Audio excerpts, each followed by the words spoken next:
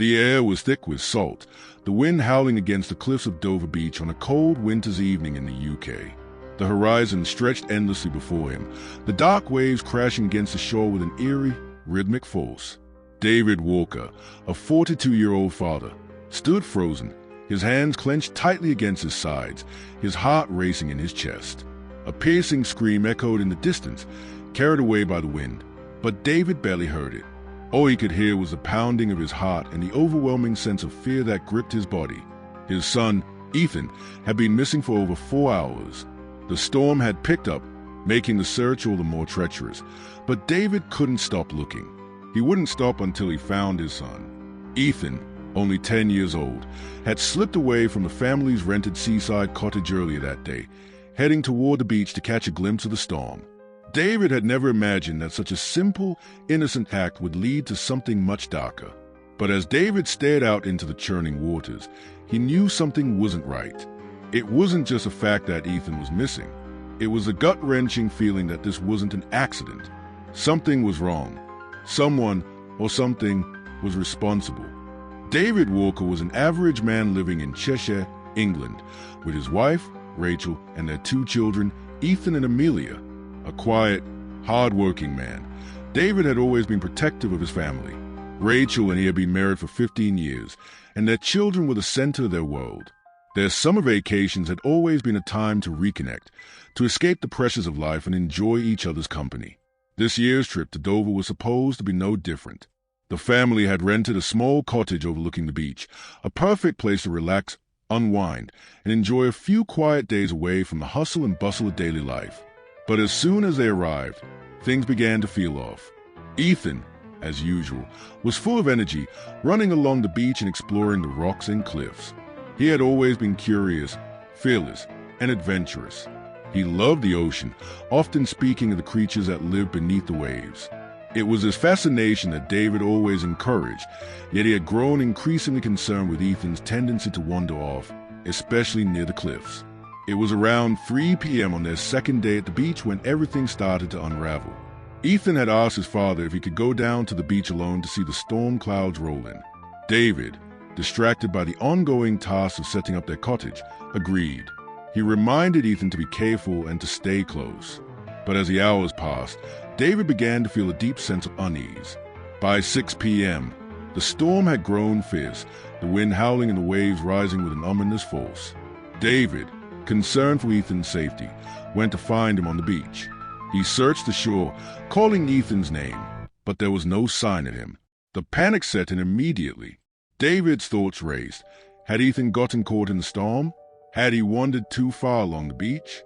The darkness of the situation began to take shape. David and Rachel immediately began searching for their son, calling out his name as the wind howled louder. As night fell, they notified the local authorities. Within the hour, a search party was assembled, consisting of police, volunteers, and local fishermen familiar with the treacherous coastline. Despite their efforts, there was still no sign of Ethan. The police began questioning everyone who had been in the area that afternoon. Witnesses claimed to have seen Ethan walking along the edge of the cliffs, but none had seen him leave the area. Some said they thought they heard shouting coming from that direction, but nothing concrete. At this point, it became clear to David that something was wrong. This wasn't just a case of a lost child who wandered off. There was something deeper, something sinister. The local police, led by Detective Helen Green, an experienced investigator with a no-nonsense attitude, took the lead. The first step was to examine the beach for any signs of footprints or signs that Ethan had gotten too close to the cliffs or wandered into the water. The investigation quickly turned to CCTV footage from nearby businesses, but the footage revealed no sign of Ethan after he had been seen walking alone toward the cliffs. A chilling thought crossed David's mind. Had someone taken Ethan? Had he been abducted? He knew the beach and surrounding cliffs weren't safe, especially for a child, but David couldn't fathom the possibility of someone harming his son. Detective Green was methodical and quick in her actions. The first breakthrough came when the team found a torn piece of clothing near the base of the cliffs. It was a small scrap of fabric, and though it didn't belong to Ethan, it did raise suspicions. Further investigation revealed that a local man, Ralph Higgins, had been spotted near the cliff the same day Ethan went missing. Higgins was a known recluse, living in a dilapidated house on the outskirts of Dover. He was rumored to have a troubled history, though no one could confirm any concrete allegations. He was eccentric, sometimes seen shouting at passing cars and appearing disheveled. His strange behavior had earned him the title of town oddball, but never enough suspicion to warrant a full investigation. Despite his oddities, Ralph Higgins had an alibi, confirmed by several neighbors who claimed to have seen him in his house during the time of Ethan's disappearance. However, it didn't explain why he had been seen near the cliffs earlier that day, raising questions about his involvement. The investigation continued for weeks, with no clear answers.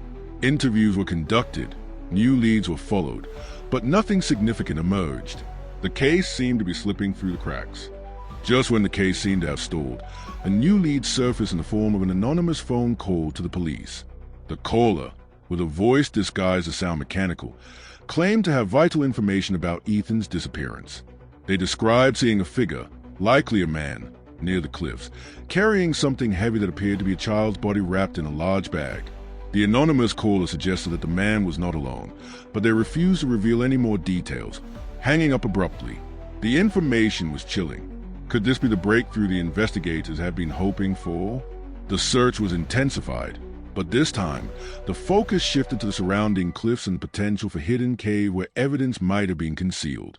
A thorough search of the cliffs turned up remains, though not of Ethan. The remains belonged to a local fisherman who had been reported missing 2 years prior. He had been seen around the area where the body was found, but the discovery led to new questions about how these two cases were connected. As the investigation grew more complex, conflicting theories began to surface. One theory suggested that Ralph Higgins, despite his alibi, had been involved in some capacity. Perhaps he had witnessed something on the beach that day and felt compelled to act. Others believed that there was a group involved, perhaps local fishermen, who might have taken Ethan for reasons yet unknown. The most haunting theory, however, was that Ethan's disappearance wasn't random at all. There were whispers in the community about a local smuggling ring, and some believed that Ethan had been targeted for something far darker. But despite numerous interviews and breakthroughs, no solid evidence linked any of the suspects directly to Ethan's disappearance. The pieces of the puzzle, it seemed, didn't quite fit. Months passed, and while the investigation continued, the answers were elusive. In the end, no one was ever convicted, and the disappearance of Ethan Walker remains unsolved. The case was eventually closed, but not without leaving behind unanswered questions and a lingering sense of unease. The mystery surrounding Ethan's disappearance became a cold case, one that still haunts Chesterfield to this day. The truth, it seems, is buried deep in the cliffs, hidden beneath layers of time and secrecy. The case of Ethan Walker continues to remain unresolved. Who was responsible for his disappearance? Was it a random act, or was there something more sinister at play? What do you think happened to Ethan? Could Ralph Higgins have been involved, or was there something far darker hiding in the shadows? Let us know your thoughts in the comment below. Do you believe this case will ever be solved, or will the truth always remain hidden? If you enjoyed this gripping mystery, subscribe, like, and share for more stories that keep you on the edge of your seat. Thank you for listening as always.